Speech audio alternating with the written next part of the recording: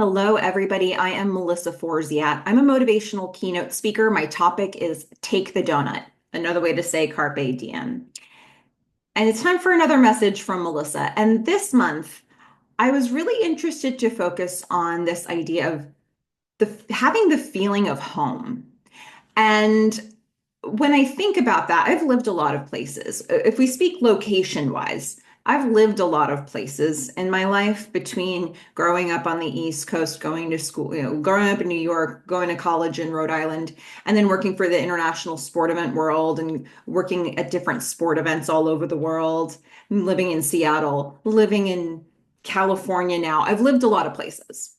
And one thing that really struck me when I was thinking about moving to Southern California, because I kind of knew that I wanted to move to Southern California, I just didn't know where. And so I did some research on it. I talked to some friends, some people that I knew who were from the area or who had lived in the area.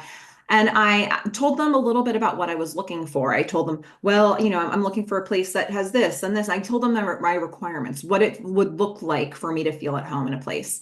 And they listed off some places. I wrote them down. I did a couple site visits. I saw some of those places and they knew me well. They had picked some really good locations. I remember the first time that I got to Hermosa Beach and Manhattan Beach. I remember the first time I got to the Manhattan Beach Pier. And I remember having this feeling that I had been there before, that it felt comfortable, that it felt like home. And that's something that's been really an important feeling to me. I want to feel comfortable where I live. Whatever that looks like, it needs to be a feeling inside that I have. And I had it the moment that I set foot in a place that I had never seen before.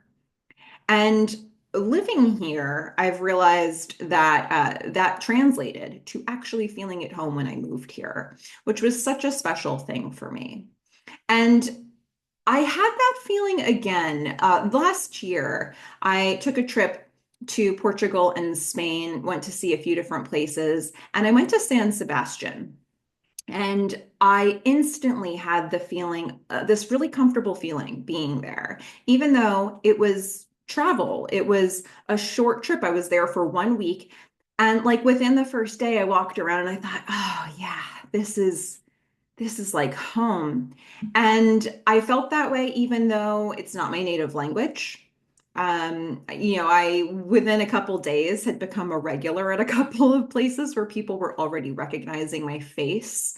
There was so many things about that city that I liked. I was there for 1 week it wasn't home, but it felt like it. And so something about this idea of feeling at home is something that I really wanted to explore today because for me, I just defined that as locations. But maybe for you, maybe it's a person, or maybe it's a pet, maybe it's a job that you're doing or a community that you're in. What is it that's in your world that gives you that feeling of home?